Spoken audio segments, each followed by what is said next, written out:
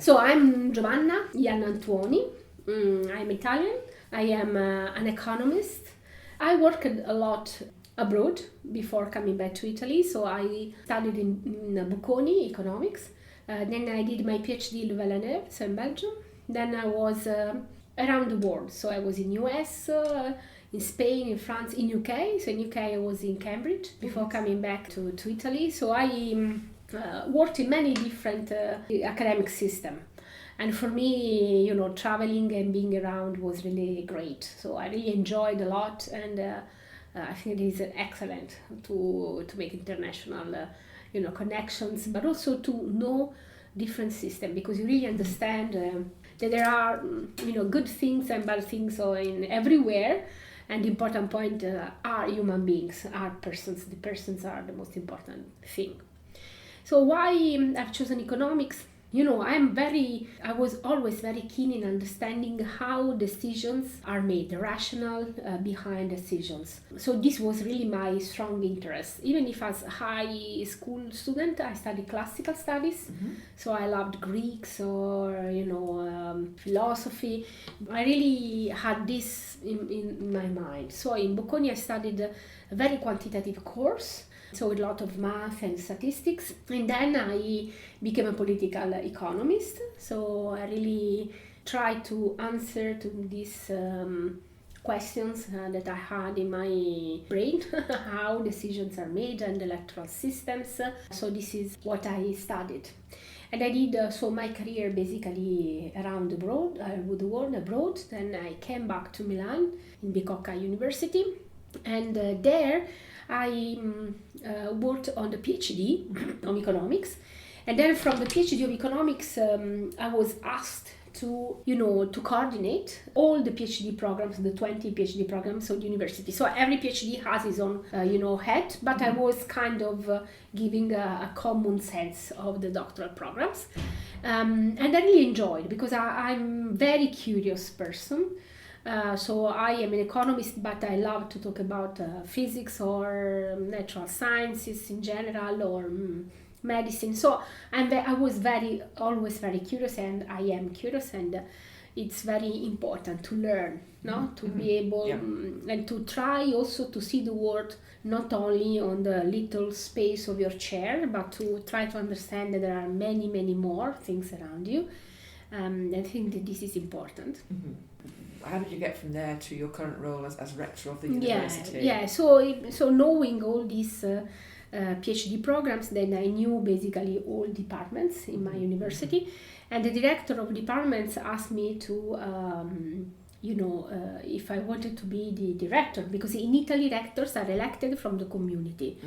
So it's a really tough election actually. So we were 5 candidates. I was absolutely not the person who was supposed to win, okay, let's put it this way, because I was the youngest, and I didn't have all the career in institutions that others had. But my point was that Bicocca is a growing young university. My point is that whenever you are strong and young, you are able to change, you are able to foster innovation, and also to lead economic growth and the culture of Milan. So this was the point of my electoral campaign, that we have to have the courage to put academics and universities on the center of the political arena. This was my strong point. So people believed in it because I won. And in my work as rector, it's very difficult to explain to people who are not in the Italian system, because in Italy rectors really, given that we are responsible for the budget, 100 million euro budget, then of course you define incentives. As economists we know very well what incentives are. So you can incentive departments to do this or that, to foster research, or to increase number of students, or to do whatever.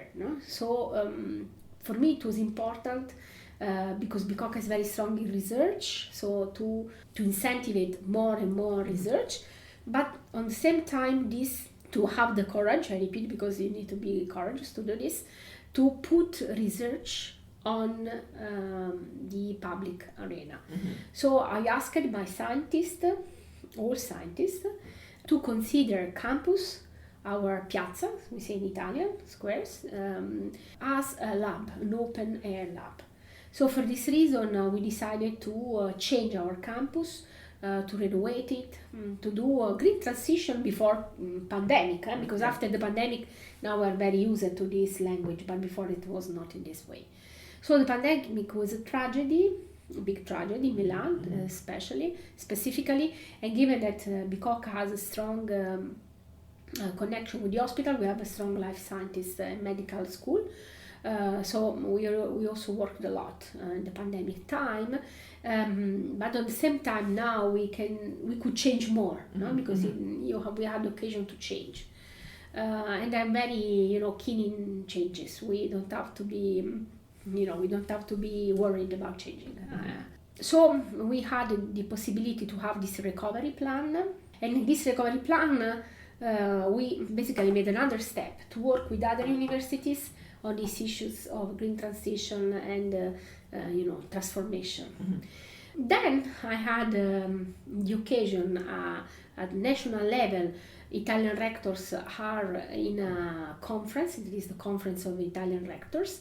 That is important at political level because every law in Italy that has to do with university or education, research, needs to have, let's say, an opinion of this conference. So, but we have also, of course, consultation that is not at all, compulsory or so. Okay, but we are important, so we meet every month, and so also in that situation, I decided to run because I thought it was necessary also in that situation, kind of positioning, and it went well also this election, so I was elected president of CRUI, and then times were tough because we had all these wars that we know, unfortunately, Ukraine, Russia, and then the Middle East crisis.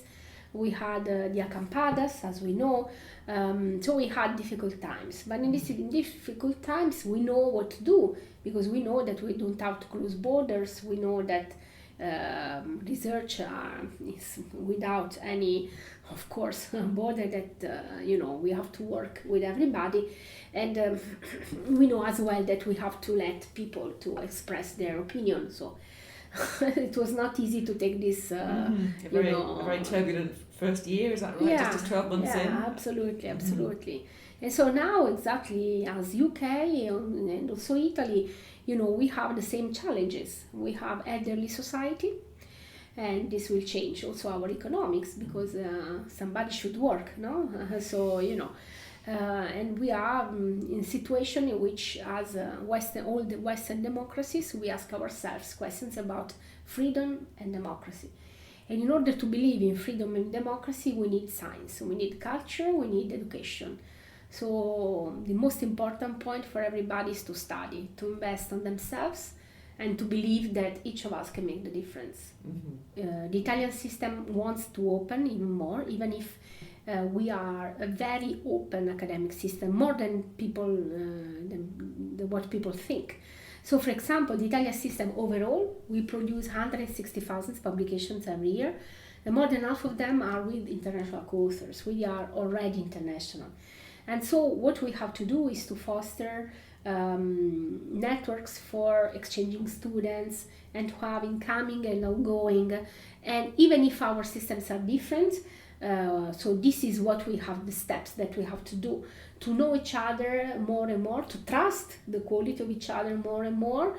But UK and Italy have excellent relationships since decades, but we don't have to lose them. So we have to invest more and more in these relationships, and also to allow Europe to be strong enough.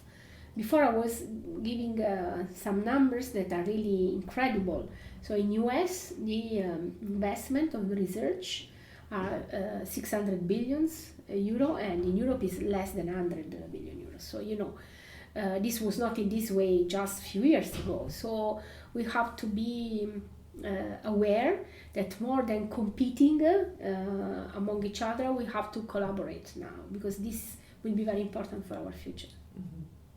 I think that more we talk about science, more we talk about culture, more we talk about freedom, because be aware of the world around you gives you the freedom to choose, no, to be really free, and more we can be optimistic. So the optimism goes in proportion to the importance and the role that universities have also in the media and in the politics. Wonderful. Thank you very much. Thank you for your time. Grazie a te, grazie.